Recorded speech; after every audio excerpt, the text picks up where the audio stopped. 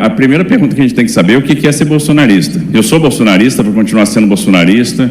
Isso significa que eu sou conservador, eu sou liberal e acredito num Brasil que vai ter economia de mercado, um Brasil... Bom dia, senhoras e senhores. Hoje é 2 de dezembro de 2024, são 8 horas da manhã. Não há mais dúvida de que o governador de São Paulo teve algum papel na intentona golpista de 2022-2023. O que está sendo investigado é qual foi esse papel. Tarcísio de Freitas ficou mudo após o indiciamento de Bolsonaro pela Polícia Federal. Tudo o que fez até agora foi emitir um tweet na rede X dizendo que há poucas provas contra o aliado. A Polícia Federal, porém, não acredita que Tarcísio tenha visitado Bolsonaro no dia da reunião em que ele pediu o golpe a militares e não ficou sabendo de nada. Agora, como fica isso? O Tarcísio se resumiu a ouvir que ia ser dado um golpe e não falou nada, e não colaborou em nada, e não lhe foi pedido nada? Foi isso que aconteceu? A Polícia Federal quer saber. Antes de prosseguir, eu quero pedir a você que acompanha o blog da Cidadania, que se inscreva no canal, deixe seu like e compartilhe esse vídeo. Diz o Tarcísio, basicamente uns 3 dias após o indiciamento de Bolsonaro, que há uma tentativa disseminada contra Bolsonaro e que carece de provas. Diz ele que é preciso ser muito responsável sobre acusações graves como essa. O presidente respeitou o resultado da eleição e a posse aconteceu em plena normalidade e respeito à democracia. Que a investigação em andamento seja realizada de modo a trazer à tona a verdade dos fatos. Essa é uma declaração que, em primeiro lugar, prima pelo cinismo. Ele faz de conta que não aconteceu nada, mas isso ele é igual a qualquer outro bolsonarista. Mas há provas de que Tarcísio sabe muito bem qual é a verdade dos fatos. Citado 90 vezes no relatório da Polícia Federal, o dia 15 de dezembro de 2022 foi o ápice do plano golpista. Moraes seria sequestrado nessa data. A data mais citada nas 884 páginas do relatório da Polícia Federal, referente ao inquérito da suposta trama golpista desencadeada após as últimas eleições presidenciais, é o dia 15 de dezembro. Com 90 menções no total, a data é apontada como ápice do planejamento, quando Bolsonaro, segundo as investigações, assinaria a minuta do golpe. Ele nega ter considerado uma ruptura institucional, mas os fatos contam outra história. Essa reunião ocorreu 3 dias depois da diplomação de Lula, quando Brasília pegou fogo literalmente. Os bolsonaristas começaram a depredar a cidade logo após o Lula ter sido diplomado como presidente. O texto do relatório elenca uma série de acontecimentos nesse dia. Além da expectativa em torno de uma resposta que seria dada pelo então comandante do Exército, demonstrada em troca de mensagens, o inquérito evidencia o monitoramento com intenção de sequestro de Alexandre de Moraes. O dia começou com a notícia de uma mega operação da PF, autorizada por Moraes contra apoiadores do ex-presidente suspeitos de organizar atos antidemocráticos no dia 12 contra o resultado das urnas. O clima nos acampamentos bolsonaristas em frente aos quartéis, país afora, era de tensão. Ao todo, mais de 100 mandados entre ordens de prisão e de busca e apreensão foram cumpridos em 8 estados. Recluso no Alvorada, Bolsonaro teve uma agenda cheia de reuniões e articulações naquela quinta-feira. Os registros da portaria mostram que antes das 9 horas deram entrada no local um dos filhos dele, o senador Flávio Bolsonaro, o ex-assessor especial da presidência Felipe Martins e o general Braga Neto, o ex-ministro da Defesa e candidato a vice na chapa derrotada.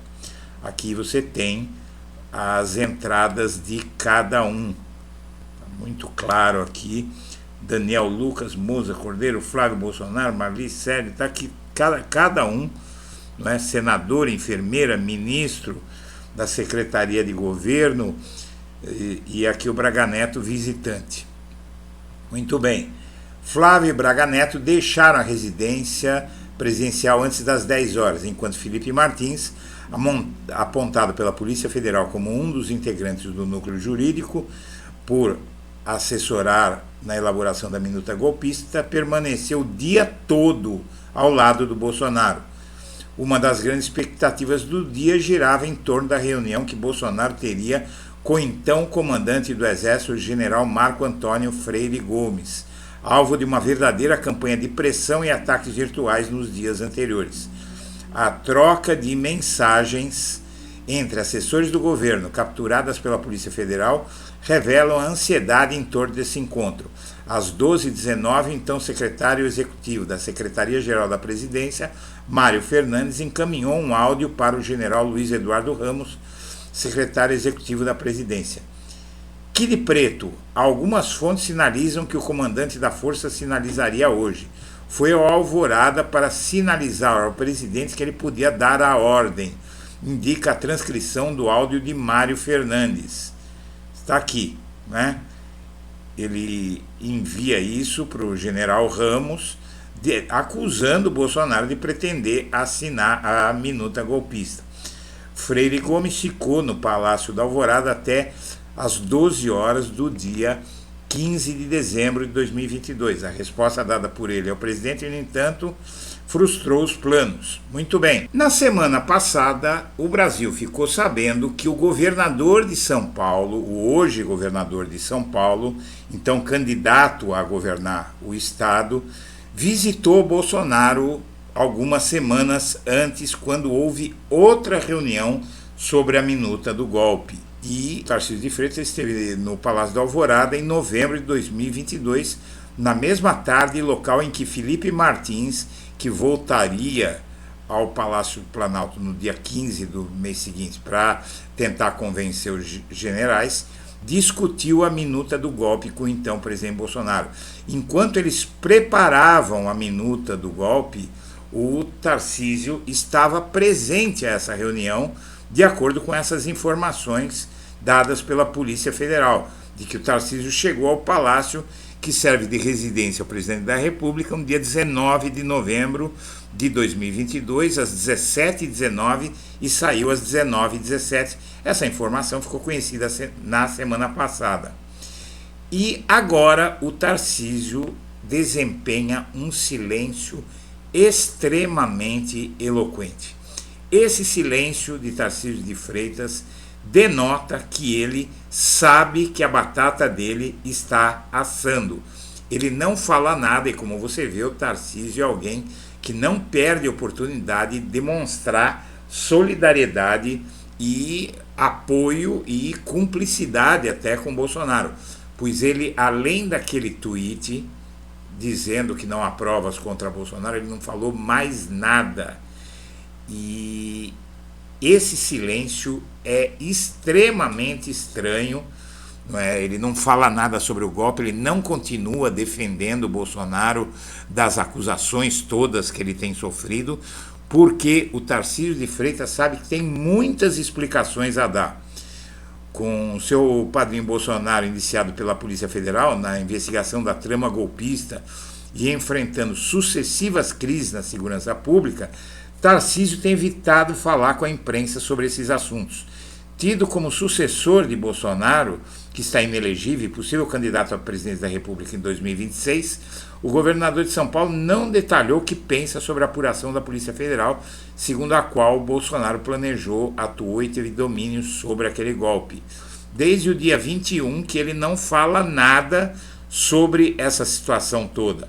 Na quarta, foi revelado que o Tarcísio esteve no Alvorada em 19 de novembro, exatamente no dia e hora em que Felipe Martins discutiu com Bolsonaro a minuta do golpe. No dia seguinte, o Tarcísio participou do leilão da Nova Raposo. Apesar de ter defendido Bolsonaro por meio de um post nas redes sociais, Tarcísio não comentou, por exemplo, informações trazidas à tona pelo relatório final da PF tornado público na terça-feira. A polícia afirma, por exemplo, que Bolsonaro tinha conhecimento do plano para matar Lula, Alckmin e Moraes.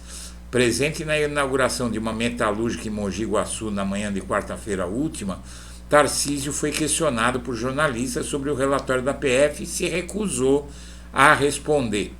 O fato é que Tarcísio, juntamente com a maior parte da direita dita civilizada, né, aquela direita que come de garfo e faca, toma banho todo dia, né, escova os dentes, esse silêncio dessa direita que o Tarcísio representa e da qual ele se tornou ídolo, se coaduna com o de Tarcísio. Eles estão querendo pular fora de responsabilidade, mas eles se mantiveram silentes até agora sobre todo o golpismo. Cientistas políticos afirmam há décadas que a tolerância das elites com práticas autoritárias coloca em risco a democracia. Ou seja, quem na direita, e é praticamente toda a direita, raro alguém na direita que fala qualquer coisa contra os atos golpistas de Bolsonaro, quem na direita faz isso está colaborando, como sempre colaborou, porque na verdade essa direita viu Jair Bolsonaro sendo eleito e tolerou o Jair Bolsonaro sendo eleito. Essa direita, incluído aí a Faria Lima, incluído o mercado financeiro, incluído os empresários de vários setores, todos esses estão de alguma maneira envolvidos na tentativa de golpe, e é por isso que não falam nada, é por isso que se mantém distante. Agora, no caso de Tarcísio de Freitas, é preciso apurar a razão pela qual ele não abre a boca para falar nada sobre o assunto. O inquérito da trama golpista aponta que investigados exploraram lacunas na regulação das redes para espalhar fake news. As redes sociais também são parte nessa tentativa de golpe, mas esses são atores secundários, né? O Supremo agora está julgando essa responsabilidade, mas é preciso entender que o Brasil não está livre de maneira nenhuma desse golpismo. Muito pelo contrário, a situação é alarmante, porque há muita gente envolvida nisso que não está no foco das investigações, mas que teve papel importante nelas. No caso do Tarcísio de Freitas, o caso é muito mais sério. Ele sabia de tudo, ele esteve lá no momento em que o Bolsonaro tramava a confecção da minuta golpista para apresentar para os generais.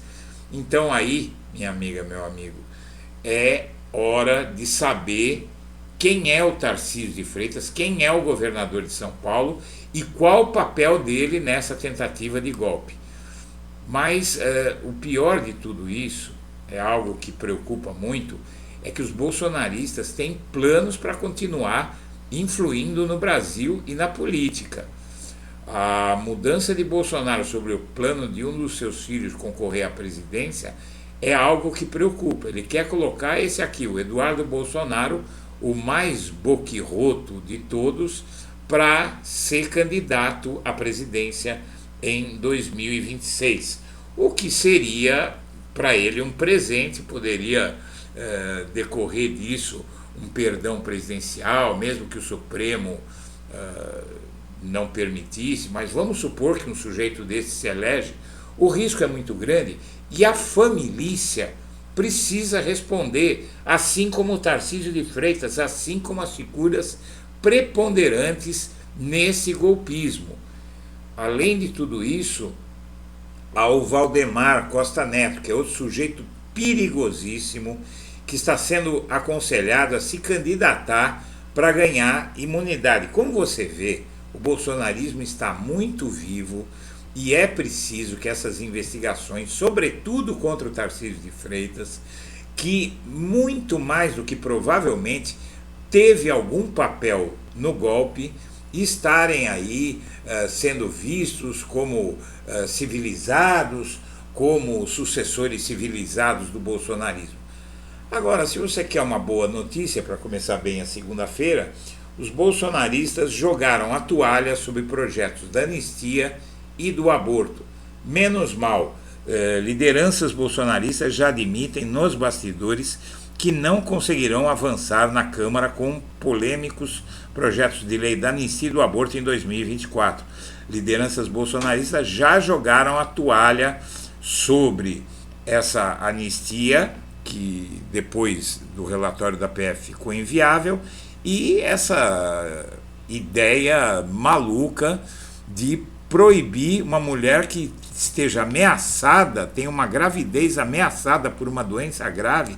Tem um projeto no Congresso Nacional, para a gente ver o nível de periculosidade dessa gente, tem um projeto no Congresso Nacional para obrigar uma mulher que estiver com uma doença grave, tiver um câncer e puder morrer se passar por um parto, ela pode morrer para satisfazer os delírios supostamente religiosos desses malucos.